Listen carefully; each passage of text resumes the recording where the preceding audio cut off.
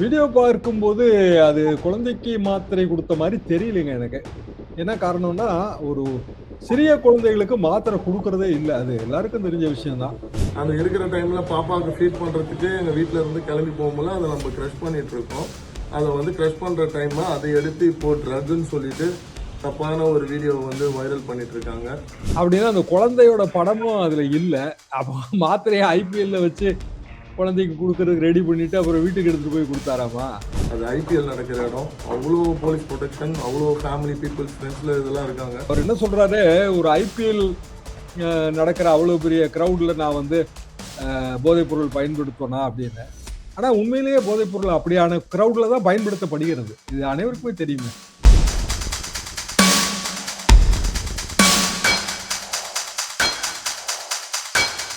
Start run stop drug, இது பெரிய அளவுக்கு அவர் போதைப் பொருள் உறுதிமொழியெல்லாம் எடுக்கும்போது அவரோட அமைச்சர் போதைப் பொருள் பயன்படுத்தியதாக ஒரு வீடியோ. அமைச்சர் கொடுக்குற விளக்கம் நம்ப தகுந்ததாகவும் இல்லை. தாவேகா அரசுக்கு ரொம்ப கெட்ட பேரு.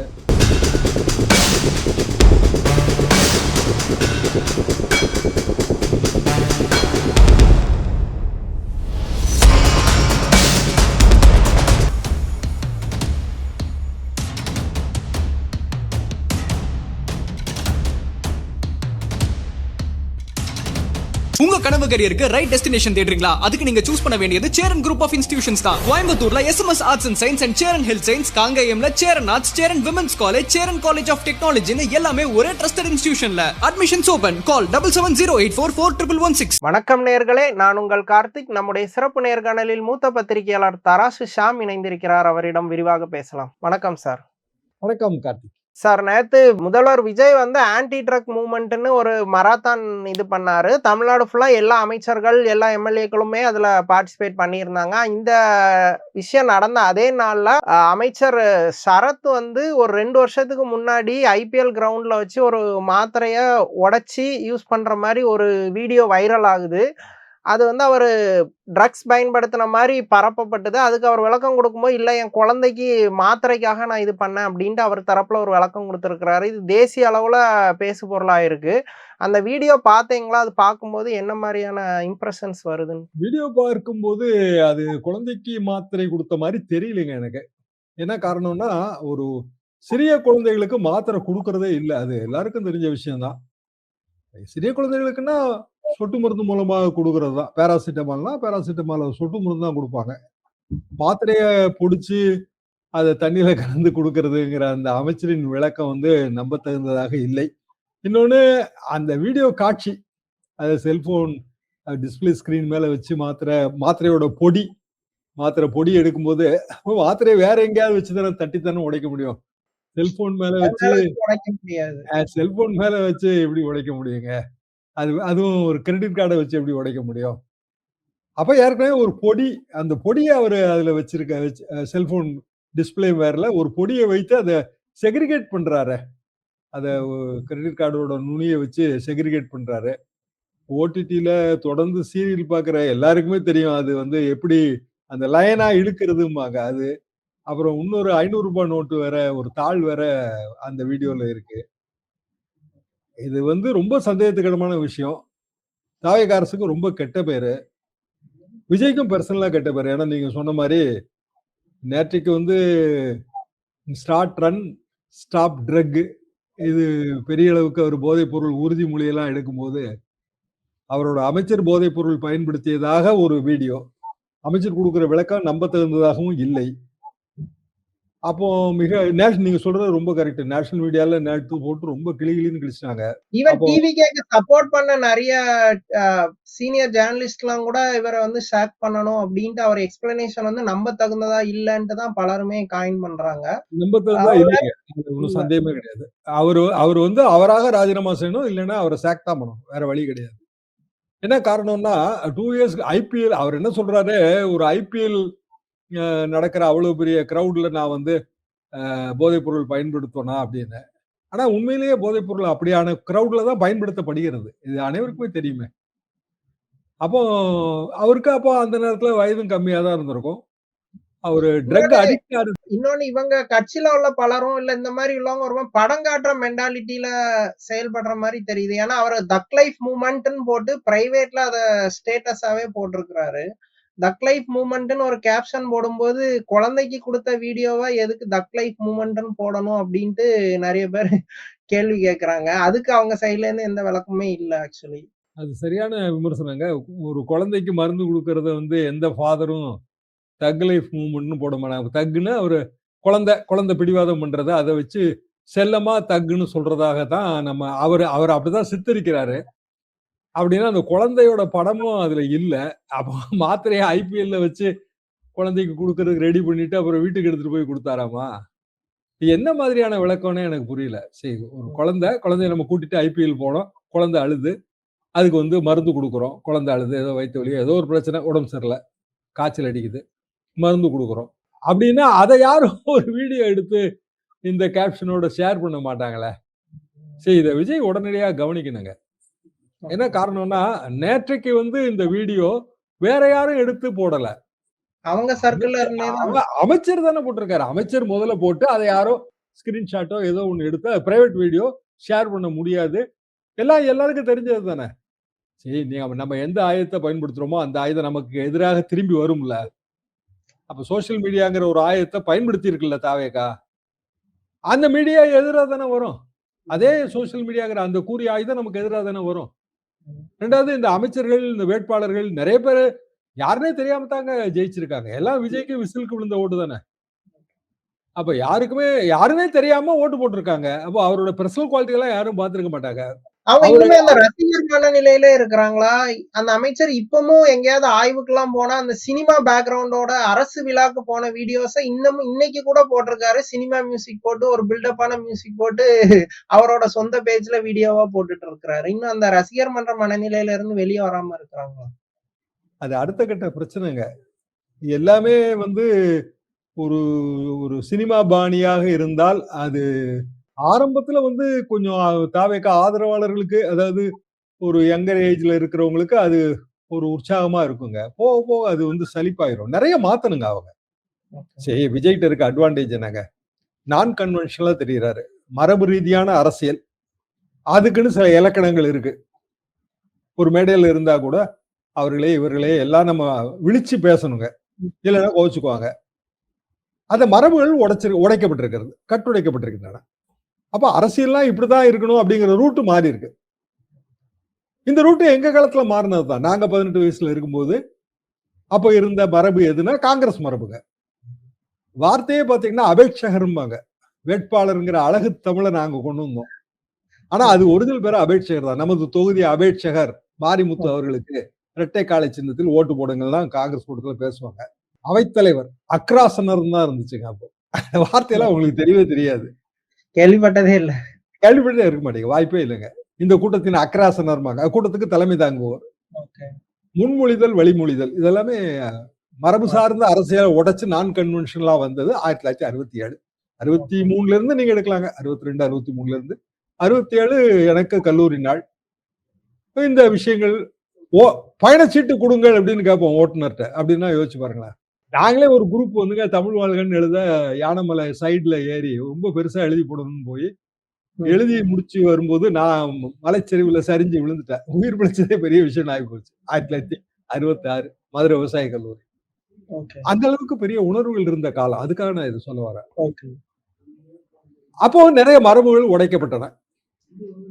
மரபுகளை உடைத்து அது அரசியல் பாணியாக மாறிச்சு. காங்கிரஸ் அந்த மரபு உடைப்புக்குள்ள வந்து வரவே இல்லை. பழைய சிறையிலே இருந்தாங்க. படிப்படியாக வந்து அவர்கள் இழந்தார்கள். ஆனா காங்கிரஸ் கட்சிக்கு அதுக்கு பிறகு, அதுக்கு முன்னாடி கண்ணதாசன் இவங்க எல்லாம் வந்தாங்க. சம்பத், கண்ணதாசன் இவங்க எல்லாம் அண்ணாட்ட இருந்து வந்தவங்க தான். இந்த மரபுசார் அரசியலை உடைச்சவங்க தான்.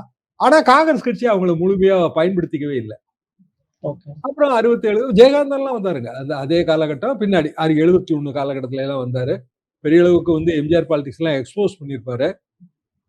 ஆனா அந்த பாலிடிக்ஸ் இது வரைக்கும் ஓடி வந்துருச்சு. இப்ப விஜய் அதை உடைக்கிறாரு. கை கொடுத்தது எதுனா டெக்னாலஜி. டெக்னாலஜியை பயன்படுத்திட்டு இருக்காரு. சரிதாங்க, அதை நான் மாற்றுக்கிறதே வைக்கல. அப்போ ஒரு குறிப்பிட்ட ஏஜுக்கு போய் சேர்ந்தாச்சு. 1,75,00,000 ஓட்டுன்னு அவர் ஒரு கணக்கு சொல்றாரு. சரிதான். தனியா போட்டி போட்டு 1,75,00,000 ஓட்டு. ஆனா இப்போ அந்த ஓட்டு வங்கியே இப்போ இந்த அமைச்சர் சரத் மாதிரியானவர்களோட வீடியோக்கள் இது வந்து சிதைக்கும். 5 லட்சம், 10 லட்சம், 2 லட்சம், 1 லட்சம்னு கொஞ்சம் கொஞ்சமா குறையுங்க. அப்படி குறையும் போது காலப்போக்கில் பாத்தீங்கன்னா அடுத்த ஒரு 6 மாசம், ஒரு வருஷத்துல 1,75,00,000 ஓட்டுங்கிறது 1,4 கோடியா மாறிடும். ஆனா ஒரு அட்வான்டேஜ் இருக்கு. கீழே இப்போ 10 வயசு, 12 வயசு, 13 வயசுல இருக்கிறவங்க அவங்க ஏற்கனவே விஜய்க்கு ஓட்டு போடுங்கன்னு வீட்டுல சொல்லி, விஜயும் அவங்களுக்கு தான் அப்பீல் பண்ணாரு குட்டீஸ்ன்னு. வீட்டுல எல்லாம் சொல்லி, அம்மா அப்பாட்ட சொல்லி ஓட்டு வங்கியை பெருக்கி இருக்காங்க. அவங்க ஓட்டு போடுற வயசுக்கு வரும்போது விஜயோட இதே அப்பீல் அவங்களுக்கு இருக்கணும். அதான் ரியல் சிக்கல்ங்க. இப்ப இன்னைக்கு 12 வயசு, 6 வருஷம் கழிச்சு 18 வயசுல ஒருத்தவங்க ஓட்டு போட வருது, ஒரு குழந்தை ஓட்டு போட வருதும் போது 6 வருஷம் கழிச்சு விஜயோட இதே அப்பீல் இருக்கணும்ல. இருந்தா தான் அவருக்கு ஏற்படுற இயற்கையான வாக்கு சரிவுல இருந்து மீட்டெடுக்க முடியும். திமுக வாக்கு சரிவு திமுகவுக்கு ஏற்பட்டிருக்குல்ல, அந்த வாக்கு சரிவு அவங்க மீட்டெடுக்க முடியல. அது அந்த நிலைமை எல்லா அரசியல்வாதிகளுக்கும் வருங்க. அதிமுகவுக்கும் வந்தது, எம்ஜிஆருக்கும் வந்தது. 86 உள்ளாட்சி தேர்தல்ல எம்ஜிஆர் அவர்கள் இருக்கும் போதே வந்து திமுக 63 நகராட்சிகளை கைப்பற்றியது. இது வரலாறு. இயல்பாகவே இப்படிதான் இந்த மாற்றம் ஏற்படும். மாற்றம் ஏற்படணும் விஜய் நீங்க கொண்டு வரும்போது விஜயை மாற்றணும் அப்படிங்கிற ஒரு முயற்சி நடக்கத்தானே செய்யும்ன்றா. கண்டிப்பா இருக்கும். அப்போ எந்த இடத்துல எல்லாம் தாவேகா வந்து தன்னை வந்து மாற்றிக்கொண்டே வர வேண்டும், அது ஒரு விவாதத்துக்குரிய விஷயம். அந்த நேரத்துலதான் இந்த வீடியோ வருது. தாவேகா என்கிற கட்சி தன்னை தகவமைத்துக் கொள்ள வேண்டும்ங்கிற ஒரு விவாதம் வரும்போது எந்த வீடியோ வருது? அமைச்சர் வந்து போதைப் பொருளை பயன்படுத்துவது போல சித்தரிக்கிற ஒரு வீடியோ வருது. அமைச்சர் பிரைவேட் வீடியோ தான் ஷேர் பண்ணியிருக்காரு. அப்படின்னா அவரோட ஓன் ஃப்ரெண்ட்ஸுக்கு தான் ஷேர் பண்ணியிருக்காரு. அப்போ குறைந்தபட்சம் வந்து இது இப்படி சித்தரிக்கப்படுங்கிறத உணர்ந்து அந்த வீடியோவை ஏன் அவர் ரிமூவ் பண்ணல? 2 வருஷம் ஆச்சு வீடியோ போட்டு. அமைச்சராகி கிட்டத்தட்ட 40 நாள் ஆக போதில்லைங்க. அவரு தேர்தலில் நிற்கும் போதே இந்த வீடியோவை ரிமூவ் பண்ணிருக்கணும்ல. போதைப் பொருள் பயன்படுத்தியதாக வைத்துக் கொண்டால் பயன்படுத்தில இருந்து ஒருத்தர் மறுவாழ்வு பெறலாங்க. அதுக்காக போதைப் பொருள் பயன்படுத்தின எல்லாரையும் நம்ம சமுதாயத்தை விட்டு எல்லாம் விலைக்கு வைக்கல. போதைப் பொருள் பயன்படுத்தலங்கிற அமைச்சர்வாதம் சரின்னு வைங்க, அப்படின்னா இந்த வீடியோ தவறாக புரிந்து கொள்ளப்படும் அப்படின்னு அவர் வந்து அந்த வீடியோ எடுத்திருக்கணும். அந்த கேப்ஷன், தக் லைஃப் கேப்ஷன் தவறாக புரிந்து கொள்ளப்படும். அந்த ரெண்டையும் அவர் ஏன் செய்யல அப்படின்னா வெறுமனே இதெல்லாம் வந்து ஒரு ரசிக மனோபாவத்துல இதோட சீரியஸ்னஸ் புரியாம இருக்கிறாங்க. இது ஒரு கொண்டாட்ட மனப்பான்மையோட புரிஞ்சுக்கிட்டு இதெல்லாம் தான் நமக்கு கெத்து அப்படின்னு நினைக்கிறாரா? இந்த சிக்கலை வந்து விஜய் தான் தீர்த்து வைக்கணும். விஜய் வந்து இது எல்லாத்தையுமே கிளீனா பார்த்து அவரோட அமைச்சரவையில யார் யாரு சூட்டபிளா இல்லையோ அவங்கவுங்கள எடுக்க தயங்கவே கூடாது. ஏன்னா ஜெயலலிதா அமைச்சரவை பாத்தீங்கன்னா 99 அமைச்சரவையில எத்தனையோ பேர் இருந்தாங்க. ஆனா அவங்களோட பெர்ஃபார்மன்ஸ் இந்த மாதிரியான சர்ச்சைகள் வரும்போது அவங்க ஜெயலலிதா ஸ்ட்ரிக்டா வந்து ஆமா, நாங்களே அத கிண்டலா எழுதுவோங்க. மாலை மந்திரி, காலையில் பார்த்தால் எந்திரி, பத்திரிகையில பார்த்தா மந்திரி பதவி இழந்து நிறைய பேர் தெரிஞ்சுக்கிட்டாங்க, இப்படிலாம் எழுதுவோம். ஆனா அப்படி இருந்தா மட்டும்தான் கட்சி வந்து தகவமைத்து கொண்டு செல்ல முடியும். இதே செல்வாக்கு தான் எப்போதும் இருக்குங்கிறது தவறான கணக்கு. சார், இப்போ நேத்து இவர் மினிஸ்டர் சரத்தோட வீடியோ இதாச்சு. கொஞ்ச நாள் முன்னாடி எம்எல்ஏ மேலேயே பாலியல் குற்றச்சாட்டு வந்துச்சு. உயர்கல்வித்துறை அமைச்சர் வந்து சிறுமிட்ட நடந்த அந்த வீடியோவும் பெரிய சர்ச்சைக்குள்ளாச்சு. ஒரு ஷார்ட் டைமுக்குள்ள ஒரு அவ்வளவுமே பெரிய பெரிய அலிகேஷன்ஸ், பெரிய பெரிய குற்றச்சாட்டுகள். இந்த கவர்மெண்ட்ல கொஞ்சம் ஒரு இம்மெச்சூர் பிஹேவியர்னால இந்த மாதிரியான விஷயங்கள் தொடர்ந்து வருதா? விஜய்க்கு அதை சரியா ஸ்ட்ரீம் பண்ண தெரியாம தடுமாறுறாரா? நடவடிக்கை எடுக்கணுங்க. சரி, ஒரு அமைச்சர், நீங்க சொல்றது ரொம்ப சரி. அவர் நடந்து கொண்ட விதம் வந்து மிகப்பெரிய தவறு. அவர் உயர்கல்வித்துறை அமைச்சர். மராத்தான்ல ஓடி வந்த பெண் குழந்தைகளுக்கு நான் முதலுதவி செஞ்சேன்னு சொல்றது அபத்தங்க. இந்த போதை பொருள் இந்த வீடியோவுக்கு அவர் கொடுத்த விளக்கத்துக்கும் இதுவும் ஒண்ணுதான். என்ன காரணம்னா அவங்க வந்து குழந்தைகள் டயர்டா உட்கார்ந்து இருக்காங்க, காலை நீட்டி உட்கார்ந்து இருக்காங்க, அவ்வளவுதான். அவங்க என்ன மயக்க அடிச்சு விழுந்துட்டாங்க. அப்பவும் முதலுதவி கொடுக்கறதுக்கு அங்க எவ்வளவு அதிகாரிகள் இருப்பாங்க. அமைச்சர் போய் கால்களை பிடித்து விடுறதுங்கிறது என்ன மாதிரியான ஒரு மனோபாவம்? முதல்ல குட் டச் பேட் டச் சொல்லி கொடுத்து நம்ம பிள்ளைகளை வளர்க்குறோம். 10 வயசுக்கு மேல இருக்கிற குழந்தைகளே நம்ம வந்து அந்த குழந்தைகளுக்கு டச்சே இருக்கக்கூடாதுங்கிறதானங்க நம்ம பாயிண்ட். அப்படி இருக்கும்போது ஒரு அமைச்சர் இப்படி நடந்து கொள்கிறார், அதுக்கு இப்படியான ஒரு வியாக்கியானம் கொடுக்காரு. கண்ணை மூடிட்டு அவரே அமைச்சர் பதவி விட்டு தூக்கணுங்க. இந்த மாதிரியான சர்ச்சைகளை சிக்கின எல்லாரையும் நீங்க வந்து மாற்றினால் மட்டும்தான் உங்களுக்கு ஒரு பயம் இருக்கும். சரி, நீங்க அதிகாரிகளையும் மிரட்டி வேலை வாங்கணும், அமைச்சர்களையும் மிரட்டி வேலை வாங்கணும்ல. அது முதலமைச்சரோட கடமை தானே. இப்ப இந்த சிக்கல்களை வந்து தாவேகா தாண்டி வரணும். இப்போதைக்கு அரசு பேர்ல குட்வில் இருக்குங்க. அரசு என்பது அவங்களோட ஆதரவாளர்கள் மத்தியில விஜய் எது செஞ்சாலும் சரிதான் அப்படின்னு அவங்க நினைக்கிறாங்க. ஆனா விஜயோட அமைச்சர்கள் எது செஞ்சாலும் சரின்னு அவங்க நினைக்கிறது இல்ல. ரெண்டு கடையில வித்தியாசம் இருக்கு. இதெல்லாம் அவங்க பார்த்துட்டு தான் இருப்பாங்க. சைலண்டா அவங்களுக்கு ஒரு ஒப்பீனியன் ஃபார்ம் ஆயிருக்கும். ஆனா விஜய்ங்கிற அந்த ஒரு கவர்ச்சி காரணமாக அவங்க இந்த ஒப்பீனியன் அவங்களுக்கு மேலோங்கி வராம இருக்கும். நாளைக்கு ஏதாவது ஒரு இஷ்யூ வரும்போது இது மேலோங்கி வரும். இப்போ டெல்லி ரெப்ரஸன்டேட்டிவோட போஸ்டிங், அதாவது நான் பொலிட்டீஷியன் அப்பாயின்ட் பண்ணது ஜெயலலிதா அப்பாயின்ட் பண்ணியிருக்காங்க. பிபி ராஜன் வந்து டெல்லி ரெப்ரஸன்டேட்டிவ். அவர் வந்து பல் நிபுணர் தாங்க, பல் வைத்திய நிபுணர் தான். அப்புறம் பின்னாடி எம்ஜிஆர் யூனிவர்சிட்டில எல்லாம் அவருக்கு வாய்ப்பு கொடுத்தாங்க. டெல்லி ரெப்ரஸன்டேட்டிவா பொலிட்டீஷியன் தான் போடணும்னு கம்பல்ஷன் இல்ல. ஆனா இந்த சர்ச்சையை தவிர்த்திருக்கலாமே. அதாவது அவரும் வந்து அவருக்கும் நிறைய பிளஸ் பாயிண்ட்ஸ் இருக்குங்க. ஒரு 70,000 crores ஒர்த் ஆஃப் ஒரு பெரிய பிசினஸ் எம்பையர். கன்ஸ்ட்ரக்ஷன் சைடுல பெரிய ஆளா இருக்காரு. கன்ஸ்ட்ரக்ஷன் சைடுல இன்னைக்கு வந்து பூமிங்க அது. 500 கோடி 1000 கோடிக்கு சின்ன சின்ன திட்டங்கள் வந்தாலே வேலை வாய்ப்பு பெருகும். ஆனா அந்த மாதிரியான ஒரு எக்ஸ்பிளனேஷன்ஸே கொடுக்காம இப்ப என்ன ஆகுது, ஜனநாயகன் பட தயாரிப்பாளர் அது ஒண்ணுதான் நிக்குது. கர்நாடக பூர்வீகம்ங்கிறது ஒரு கூடுதலா ஒரு நாடகம் பூர்வீகங்கிறது ஒண்ணுங்க. அப்படி பார்த்தா வந்து தமிழ்நாட்டுல வந்து தெலுங்கை தாய்மொழியாக கொண்டவர்களுக்கு எல்லாம் மந்திரி பதவி நம்ம கொடுத்தா இருக்கோம். இன்னும் சொல்ல போனா ஆந்திராவை பூர்வீகமாக கொண்டவர்கள் எல்லாம் ஒட்டுமொத்தமா ஒரே பகுதியா இருந்தது தானேங்க. ஒரிசால இருந்து கன்னியாகுமரி வரைக்கும் ஒரே நிலப்பகுதியா இருந்தது தானே. இங்க எல்லாரும் கலந்து வாழ்ற ஒரு பூமிங்க. தமிழ்நாடு எஞ்சிய பகுதி ஆயிருதுலாங்க. நம்மகிட்ட இருந்தா எல்லாரும் பிரிஞ்சு போனாங்க. எஞ்சிய பகுதி ஆயிருது. அதனால அதை கூட நான் நினைக்கலைங்க. அவரு தமிழ்நாட்டுக்கு நன்மையை செஞ்சா சரிதான். ஆனா இந்த சர்ச்சை இப்ப தேவையா? ஏன்னா தொடர்ந்து வர்ற அப்பாயின்மெண்ட்ஸ் எல்லாமே இப்போ அவரோட நண்பர் ஒரு ஆந்திராவை சேர்ந்த ஒருவர், விஜய் அவர்களின் நண்பர், அவரை வந்து டெல்லிக்கு போகும்போது எல்லாமே அவரும் பிளைட்ல இடம் பெற்றுக்கிட்டே இருந்தார், தனி விமானத்துல. அப்புறம் இப்ப அவருக்கு ஒரு அரசு பதவி தரப்பட்டிருக்கிறது. இப்படி தொடர் சர்ச்சையா சிக்குது இல்ல. இது வந்து இன்றைய தேதிக்கு விஜய்ங்கிற அந்த ஒரு இமேஜ்ல அது ஒண்ணும் தெரியாம இருக்குங்க. நாளடைவுல இதெல்லாம் பிரச்சனை. இதை தவிர்க்கணும்னு தான் நான்